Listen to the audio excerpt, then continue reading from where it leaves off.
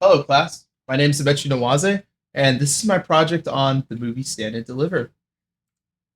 So the plot: Stand and Deliver is a movie set in predominantly Mexican neighborhood or area in eastern Los Angeles about a class in a school called Garfield High School.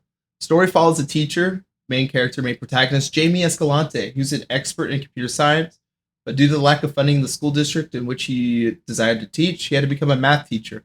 The lack of funding plus difficult lives in which the students were living resulted in a poor education, and it threatened the future of the school in that district, in that area. So Mr. Escalante begins teaching math, and a lot of the students are very reluctant to, listen to him and, uh, you know, learn the stuff in class because they've never had any education really before this.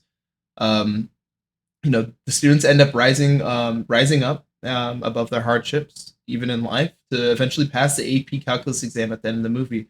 And at the very end, they were accused of cheating after all of them passed with a five after their hard work, and they were accused of cheating. And after that, they had to take the test again, and they all still passed after that. After only having 1 day of preparation. The two countries that I'm talking about in this presentation, Mexico and Bolivia. So Mexico is brought up in the movie because it's where most of the kids' parents, were descended from or they were from there. And one cool thing about Mexico is that they have the El Dia de la Muerte, the Day of the Dead.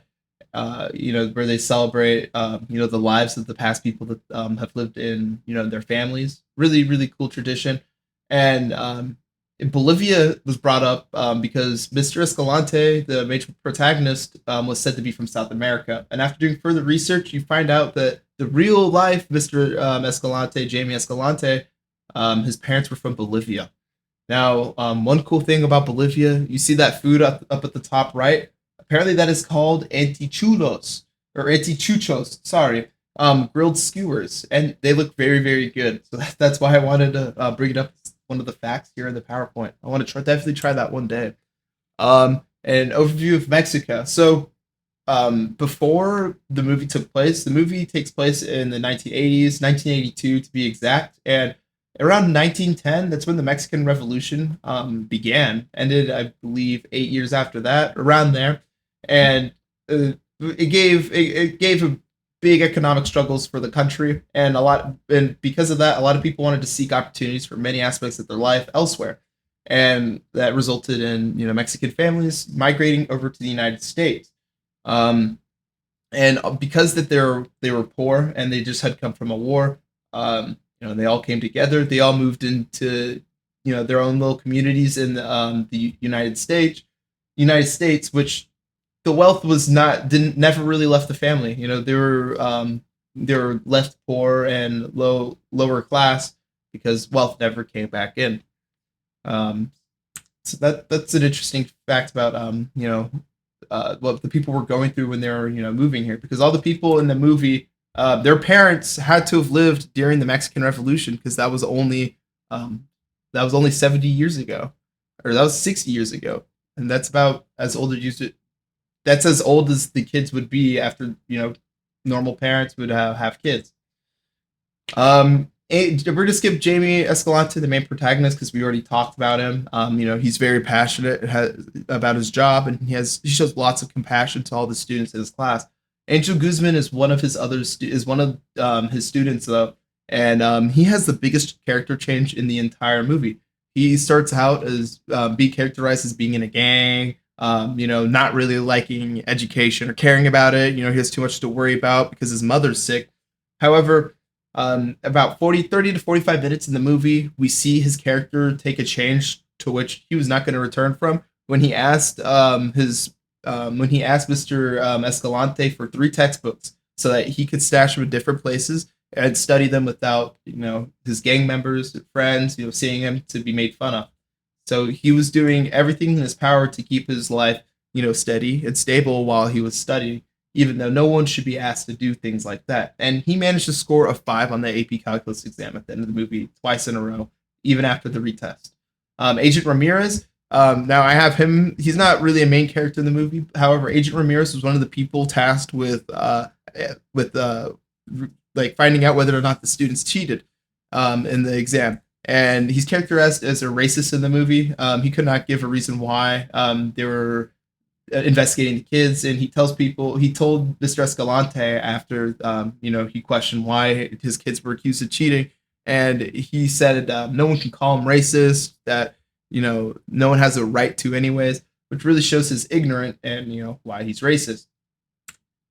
Lower class struggles. So this was definitely the biggest topic in the movie, the most repeated one.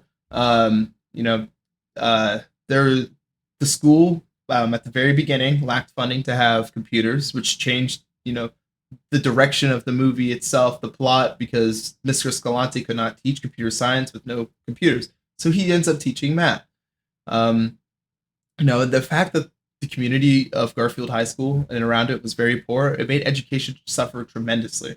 Most of the students could not even attempt the same levels of learning that a standard benchmark was placing on them, because most of the students couldn't even get computers. The school couldn't even get their own couldn't get computers for their own institution, let alone take a higher level course of education than math.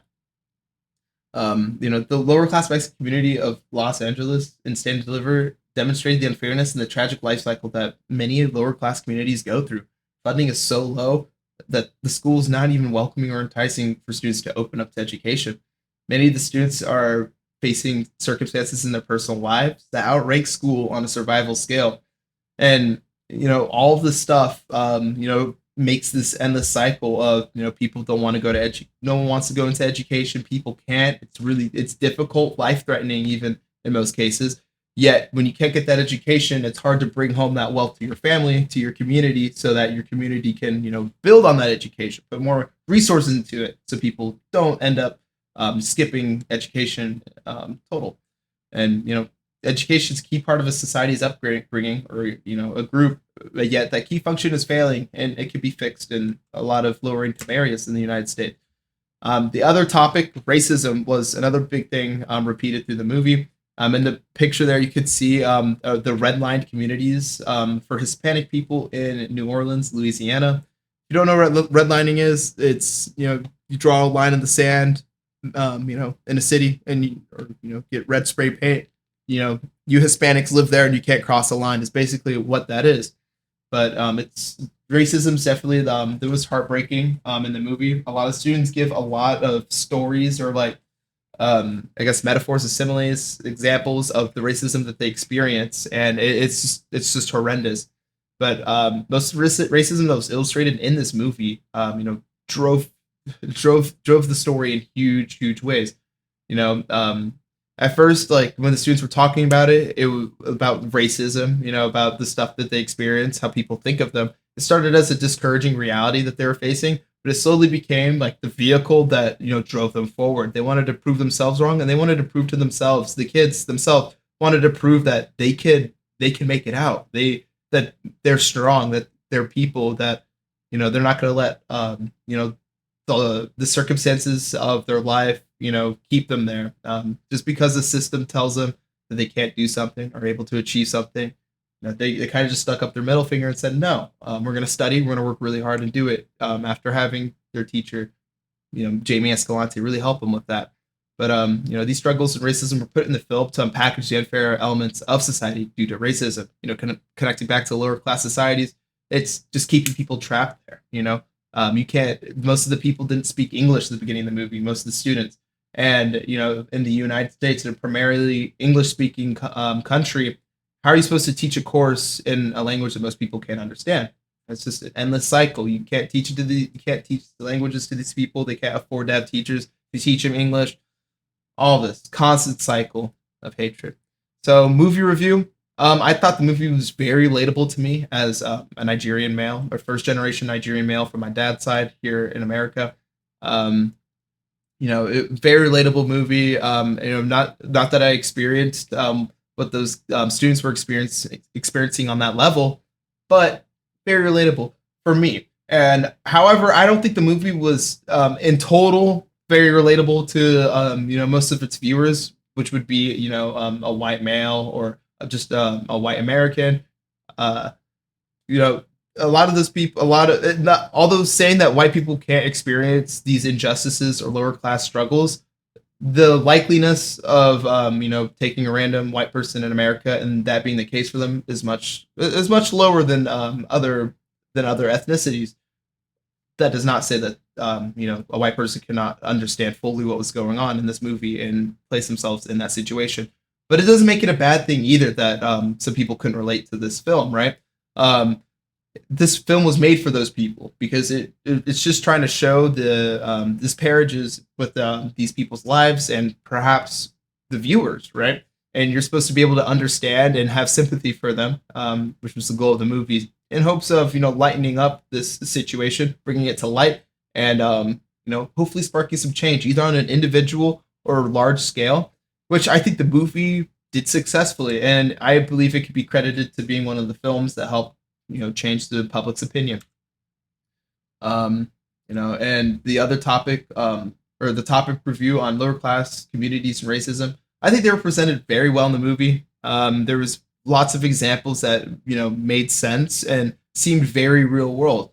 It felt like I was watching an actual story in real life unfold, and it was very symbolic. When the kids were accused of cheating and they at first they lashed out in their personal lives. I think it was very symbolic of the lower class in general, or the working class. When there's gangs and stuff, it's not because people are just evil, but because people have literally given up hope and lashing out against society because society isn't made for them. Why would they want to, be nice to society, right? But I think Stand and Deliver did an excellent job of demonstrating that to viewers, right? Stand and Deliver, all in all was an excellent film. Highly recommend it to you if you've not seen Stand and Deliver before. Relatable in many areas. Like I said before, even if you're white, there's still like a white person who's upper class, upper mid class, whatever. There's still some very relatable moments in that movie. Very relatable. Overall, lots of lessons to be learned in that movie. Very fun to watch, and it's very heartwarming to see the story unfold and conclude at the very end, right? And you learn a lot. I learned even a little bit more about racism, right? When Agent Ramirez was saying all that stuff, it really it turned on the light bulb in my head, at least, where it helped me understand why some people who are racist, are racist and are trapped in that mindset, because they don't really see themselves as a problem. They don't understand why these lower income communities are being targeted. He doesn't explain why the kids' exams were being counted as cheating and all this, saying that nobody can call him racist. That how could he be racist because of the position he's in? Obviously racist stuff to say, but it really like the character wasn't just evil because he was evil, but it sounded like he was saying that because it was genuinely like what he thought, that he wasn't really trying to be a bad guy, that he was doing his job. But the fact is that with what he said, it's what makes him racist, right? And that really helped me understand. That's what I learned in the movie. Some people who are racist or part of the problem that the movie is describing aren't necessarily evil people, but it's the structure that they're put in. The people who hired him, hired him to do all this, and is someone like him really willing to risk his job just to do the right thing?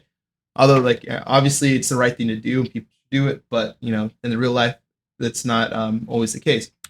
So that's all for my presentation. Thank you guys for watching. If you made it all the way through, and I hope you guys give great feedback. Thank you.